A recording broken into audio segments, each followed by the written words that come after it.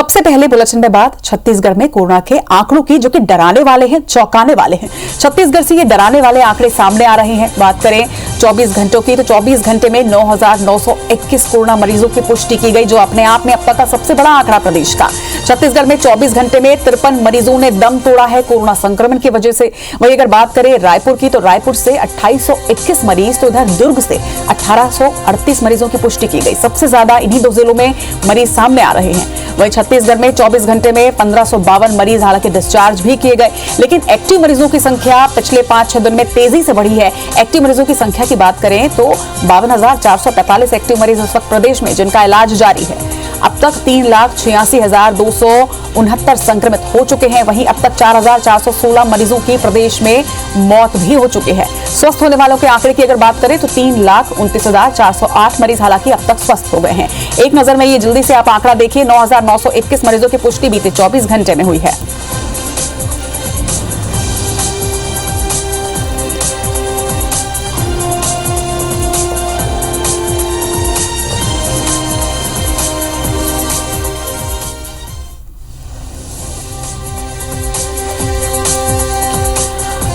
और ज्यादा जानकारी के साथ हमारी सहयोगी प्रिया पांडे हमारे साथ इस वक्त जुड़ रही हैं। प्रिया, अगर बात करें छत्तीसगढ़ प्रदेश की और रायपुर की, तो बहुत ही डराने और चौंकाने वाले आंकड़े सामने आ रहे हैं। अगर बीते सिर्फ 6 दिन की बात करें तो 6 दिन में 37,000 मरीजों की पुष्टि की गई है। ये क्या आप समझ पा रही है कि क्या वजह सबसे बड़ी है इसमें कि आंकड़े इतनी तेजी से बढ़ रहे हैं? बिल्कुल रचना, आंकड़े लगातार बढ़ रहे हैं और ये डरावने भी हैं। और इनमें सबसे ज्यादा जो डरावने आंकड़े हैं वो मौतों के आंकड़े हैं, क्योंकि लगातार मौतें हो रही हैं। और उसमें भी ये बात है कि सिर्फ कोरोना से मरने वालों की संख्या ज्यादा है। कल 53 मौतें हुई, उनमें से 27 ऐसे लोगों की जान गई जिनको कोविड के अलावा कोई और बीमारी नहीं थे। इसमें हर वर्ग के लोग थे, इसमें युवा भी थे, बुजुर्ग भी शामिल हैं। और ये लगातार ये आंकड़े बढ़ रहे हैं। क्या वजह है, कहाँ चूक हो रही है, इन सभी तमाम मुद्दों पर बात करने के लिए हमारे साथ स्वास्थ्य मंत्री टी.एस. सिंहदेव मौजूद हैं। उनसे बात करेंगे। सर, प्रदेश में लगातार संक्रमण के मामले बढ़ रहे हैं और मौतों के भी आंकड़े बढ़ रहे हैं। चूक कहाँ हुई जो इतनी बड़ी संख्या में मौतों के आंकड़े और संक्रमण के मामले बढ़ने लगे? चूक एक तो और कड़ाई और पहले करने में हुई है कि जब ये आंकड़े बढ़ते हुए दिख रहे थे, उसी समय से और ऐसे बहुत सारे कदम हमको अपना लेने चाहिए थे जो संक्रमण को धीमा कर सकते थे। और लोगों तक भी ये संदेश लगता है कि नहीं जा पाया। उन लोग इस बात को नहीं समझ पाए कि संक्रमण जो बढ़ रहा है वो इतनी तेजी से बढ़ सकता है। अपने तरफ से हमने बोलने की हम लोगों ने कोशिश की भी कि ये संख्या 10,000 पार कर सकती है, 14,000 हो सकती है, लेकिन लगता है कि लोगों तक या जो निर्णय लेने थे वो नहीं हो पाए। सर, केंद्रीय स्वास्थ्य मंत्री हर्षवर्धन जी ने भी छत्तीसगढ़ के लिए चिंता जाहिर की है, इस पर क्या कहेंगे आप? ये बहुत बड़ी चिंता की बात है छत्तीसगढ़ के लिए। जो दिख रहे हैं आंकड़े, ये तो सबके सामने है, कोई छुपी हुई बात नहीं है या कोई शोध करने की बात नहीं है। ये पारदर्शी आंकड़े हैं और न केवल संक्रमण के आंकड़े बढ़ते चले जा रहे हैं, बल्कि जैसे आपने बताया मृत्यु के भी बहुत ज्यादा संख्या में मृत्यु हो रही है। ये बात और है कि इसका प्रमुख कारण एक ये है कि लोग बहुत लेट आ रहे हैं। मध्यम वर्ग इस बार ज्यादा प्रभावित दिख रहा है और उनमें अस्पताल जाने की जो मन इच्छा है, मनस्थिति है, वो नहीं बनती। वो उतनी जल्दी अस्पताल घर से ही ठीक हो जाएगा, सब ठीक हो जाएगा, यहाँ भी डॉक्टर से हम बात कर लेंगे, सब चीज ठीक हो जाएगा, ये मुझे लगता है। और दूसरा भी सभी जिलों को अलग अलग कलेक्टर्स को अलग अलग स्थिति में जो निर्णय लेने के लिए दिया है, तो एक जैसा निर्णय नहीं हो पा रहा है। स्थिति भी एक जैसी नहीं है, ये भी सही है। लेकिन आप देखें कि रायपुर में कल संक्रमण का दर 48% से ऊपर है, हर दूसरा व्यक्ति संक्रमित है। तो इस परिस्थिति में भी अगर हम कड़े निर्णय लेने में हिचक रहे हैं तो ये स्थिति नियंत्रित सामान्य स्थिति में नहीं हो पाएगी। फिर वो अपने रफ्तार से चलेगी, जब सब ठीक होगा तब ठीक होगा। अच्छा सर, पिछले साल की बात करें तो मार्च अप्रैल का ही महीना था जब केंद्रीय स्वास्थ्य मंत्री ने ही छत्तीसगढ़ मॉडल की तारीफ की थी, खूब सराहा था, अच्छे से नियंत्रण हो रहा है ऐसी बात कही थी। इस बार भी यही महीना है, क्या गलती हो रही है, कहाँ चूक हो रही है जो मामले इतने बढ़ रहे हैं? मेरे ख्याल से जो बंदिशें लगानी थी उनको लगाने में हमने देर की है, बहुत देर की है। और जिन शहरों में ये हो रहा है, अब देखिए कल से ही दुर्ग में लॉकडाउन लगा है। लॉकडाउन लगने का अर्थ आप ये मानिए कि जिस दिन से लॉकडाउन लगेगा 5 दिन तक तो उसके पहले के प्रकरण आते रहेंगे। ये लॉकडाउन की स्थिति को नहीं दर्शाएगा। और उसके बाद लॉकडाउन का क्या प्रभाव हुआ 6वें दिन से अंदाजा लगता है। तो ये लॉकडाउन गंभीर परिस्थितियों में कड़े ऐसे निर्णय लेने में हम जितनी देरी करेंगे स्थिति उतनी नियंत्रण के बाहर जाएगी। लॉकडाउन पर बात कर रहे हैं, रायपुर में इस वक्त स्थिति सबसे ज्यादा खराब है। बावजूद इसके कुछ सख्ती बरती गई, पर लॉकडाउन जैसे बड़े फैसले पर अमल नहीं किया गया। जबकि दुर्ग की हालत रायपुर से बेहतर है, बेमेतरा की हालत रायपुर से बेहतर है।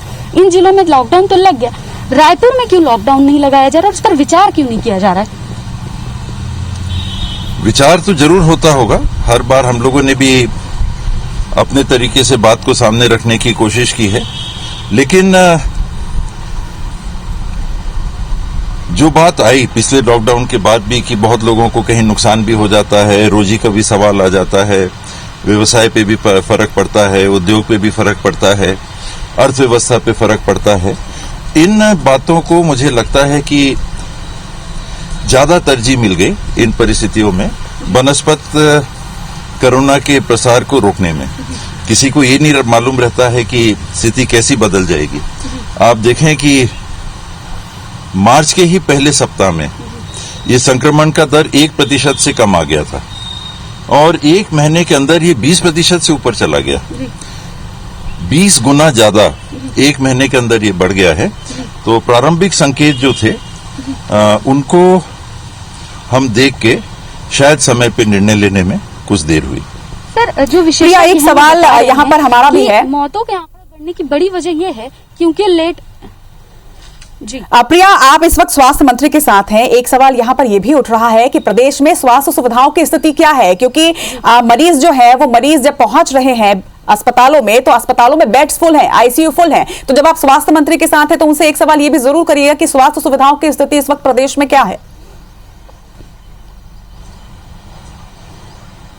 सर, स्वास्थ्य सुविधाओं की स्थिति क्या है, क्योंकि मरीज अगर अस्पताल पहुंच रहे हैं तो बेड फुल है, टेस्ट करवाने पहुंच रहे हैं तो टेस्टिंग किट खत्म है, रिपोर्ट लेट आ रही है। स्थिति क्या है इस वक्त प्रदेश में?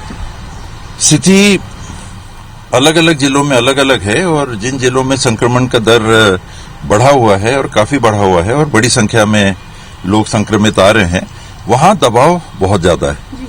अब तो बस्तर क्षेत्र में भी जिलों से रिपोर्ट आने लग रहे हैं। तो ये समय है जब वहां पर भी विचार करके प्रशासन को कार्रवाई करनी चाहिए। ग्रामीण क्षेत्र हमेशा से ही विभाग के लिए चिंता का विषय रहा है, क्योंकि स्वास्थ्य सुविधाएं उतनी बेहतर नहीं होती। एक बार फिर संक्रमण ग्रामीण क्षेत्रों में भी पैर पसार रहा है, वहां के लिए कोई विशेष तैयारी है क्या? सीमाएं हैं, ये मान के चलना चाहिए कि चाहे जो हो जाए हम सब कुछ कर लेंगे, ये लोगों को धोखे में डालना है। दुनिया का कोई देश ऐसा नहीं रहा इस संक्रमण के दरमियान जो ये सिद्ध कर सका हो कि उनके पास जो व्यवस्थाएं थी वो पर्याप्त थी। और इसीलिए बार बार ये कहा जाता है कि हमको ऐसी घटनाओं के लिए तैयार रहना चाहिए जो हम शायद नहीं कर पाते। ये कोई प्रदेश की बात नहीं है, ये देश और देशों की बात है, स्वास्थ्य के क्षेत्र में विशेष करके।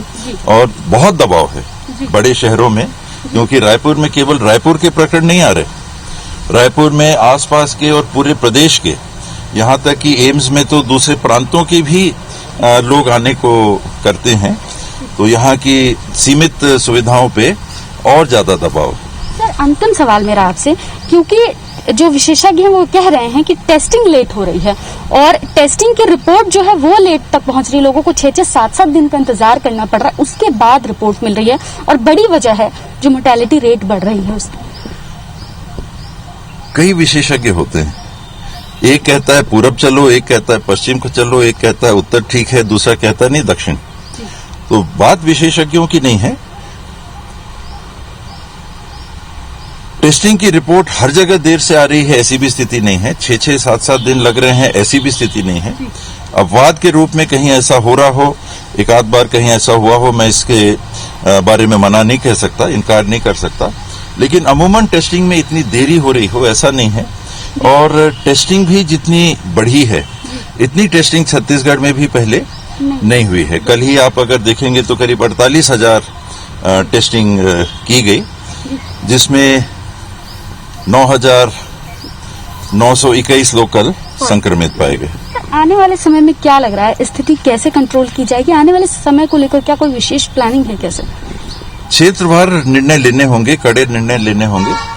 लॉकडाउन लगे ना लगे ये एक निर्णय है, प्रशासनिक निर्णय भी है, किंतु आना जाना ऐसे संक्रमित क्षेत्रों में जहां मालूम है हमको कि संक्रमण बहुत तीव्र गति से बढ़ा हुआ है, उससे हमको बचना चाहिए। जो गांव और शहर की बात होती है, ये गांवों में संक्रमण जा कहां से रहा है, क्योंकि लोग शहरों से ही अमूमन देखा गया है कि शहर में लोग बाहर से यात्रा करके या कहीं किसी कारण से संक्रमण को लेके आ जाते हैं और फिर वो संक्रमण फैलता है। पहले दौर में मजदूर जो आ रहे थे वो एक तरह से चिन्हांकित हो गए थे। ये मजदूर आ रहे हैं, इनको सबको क्वारंटीन में रखना है।